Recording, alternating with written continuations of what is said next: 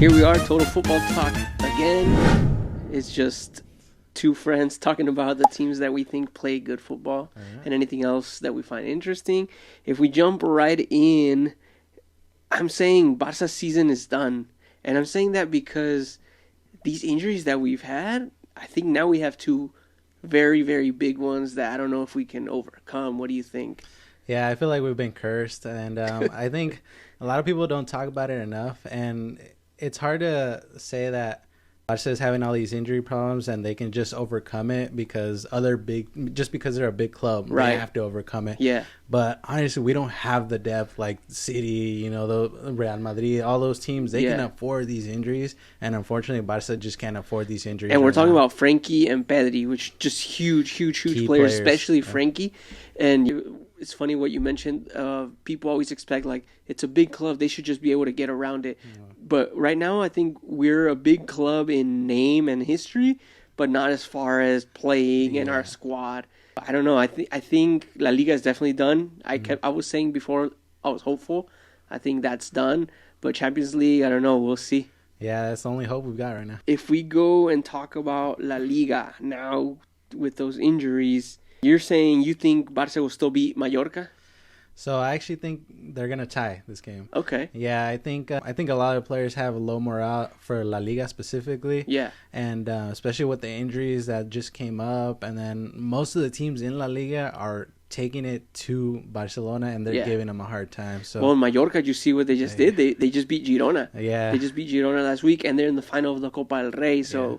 It's not going to be an easy game. Yeah, they've got a lot of motivation. And, like I said, I think Barcelona just kind of lost that last little bit of hope for La Liga, and they're putting all their eggs into basically the Champions League. Yeah. That's what I'm hoping they're going to do. So you're calling a tie. Yeah. I'm actually calling a 2-1 loss.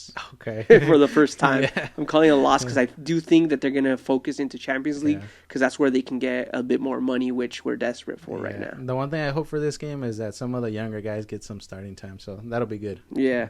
And talking about Champions League, I'm saying Barca will beat Napoli 3-0. 3-0. I'm calling it 3-0. That's a bold one. Again, because we're talking about how I think they're kind of going to lay off on the La Liga because it's really difficult. And I think they're going to really focus on that Champions League. And Napoli's not been looking too good. So I think we have a chance to just come in there with everything we've got. And I think taking a 3-0. What would you score prediction? Yeah, I do think they're going to win. I just think it's going to be a lot closer than we think. I think it's just going to barely be a 1-0 win for Barcelona. Okay. I think, even though I think Barcelona is going to be at home, I think Napoli's going to come for it. Even though they haven't had the best season. Champions League. Yeah, I think, and especially with the loss of Frankie and Pedri now, it's going to be a little bit tougher. I still think they have just enough to get past Napoli, but barely. Like I said, 1-0, and Napoli's going to have lots of chances in that second half. So 1-0, and I'm calling it 3-0. We'll see what happens. It's going to be a good game, though. I'm hoping for the best. Yeah. Staying on the sad Barca news, did you see the new Barca jersey was leaked this week? Did you see that? No, you got to tell me about it. Oh, man. It was so painful to see because not only was it pretty ugly, but they're talking about potentially not even getting a shirt sponsor anymore and making their own jerseys.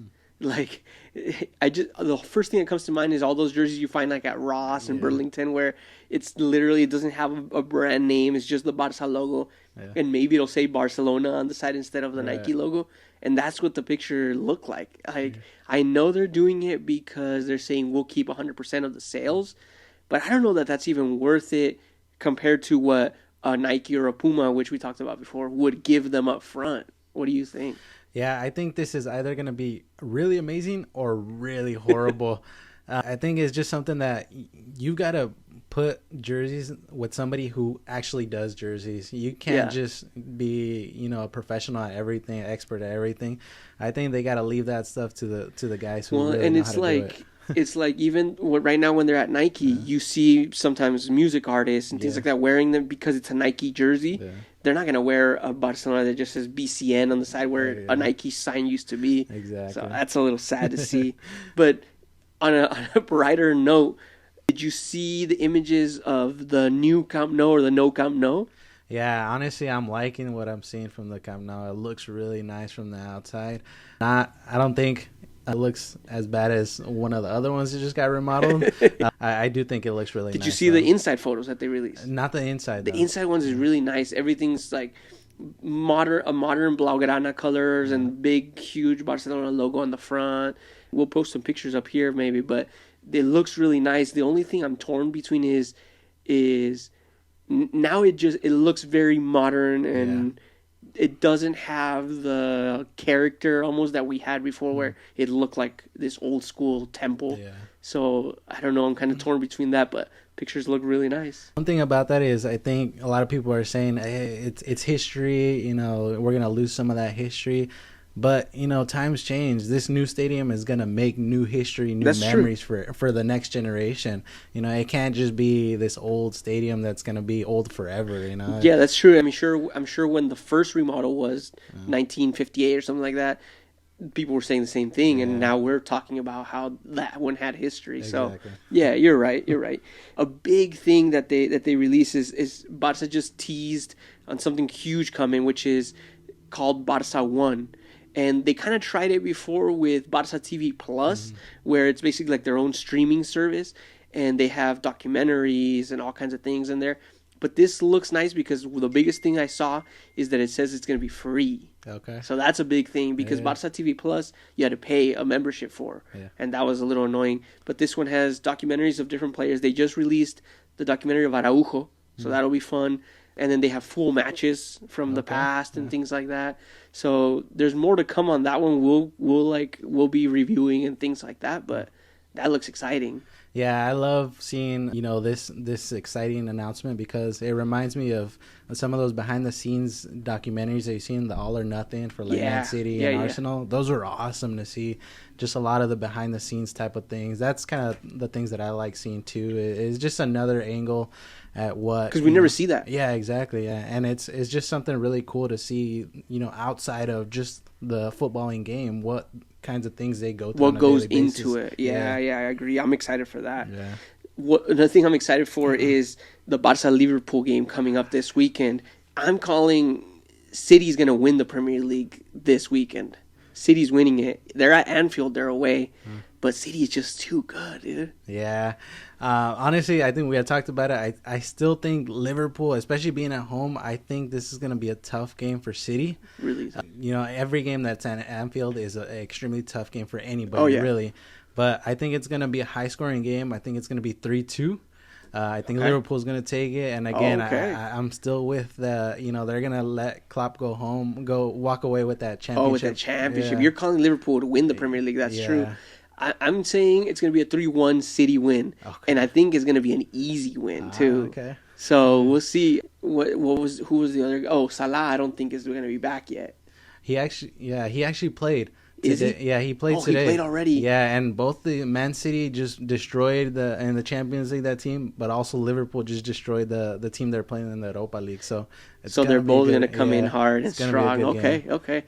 So you're calling a 3-2 Liverpool win. I'm calling a 3-1 City win. All right. We'll see what happens. I mean, that's all I had for today. Other than, I mean, we can end it with like a little game. Start, bench, drop. Ronaldo, R9, Ronaldinho, and Pele. Okay. So I'm going to go out on a limb, and everybody hate me if you want, but I have to drop Pele. Dang, yeah, dude. I have to. And, arguably the GOAT, and you're dropping him right off the bat. Okay. And it might be a recency bias type of thing because we've seen R9 and Ronaldinho, but honestly, the majority of people have not ever seen Pele play. And you hear all these stories that, you know, he played with these lower level players and maybe he was really good. I don't doubt that he was really good. Yeah. But I just think he didn't play against the quality that we currently have. And he never had the opportunity, unfortunately. And another thing is that he did win 3 World Cups. No doubt about that. He made amazing memories, won 3 World Cups. But he also had these amazing legendary players. I had to look these up. You know, Carlos Alberto, Garrincha, Rivellino. Jairzinho was in there too. And other legendary players that, again, I had to look them up. That's a hot take for sure. But it's now even crazier. Who are you going to bench and who are you starting? So I'm benching R9, and then I'm starting Ronaldinho. Okay. Yeah. oh, this is so hard to do. I almost want to have Pele in there just out of respect. Yeah. But I think I agree with you. Unfortunately, I'm not old enough to have witnessed him causing the emotions that probably fans had, like we have with Messi, maybe, where we can remember certain moments with it. So unfortunately, I'm going to drop Pele too. And I love Ronaldinho. I think if he wanted to, he was the best player of all time. I'm benching Ronaldinho and I'm starting R9. Okay. But again, this is kind of like how we did with Iniesta before.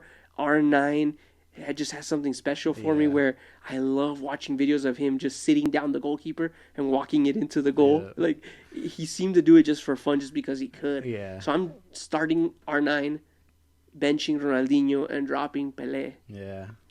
That's a tough one. Hate us all you want, guys. Let us know who you would do, because that's a hard one. Yeah. That's it. That's it for the week.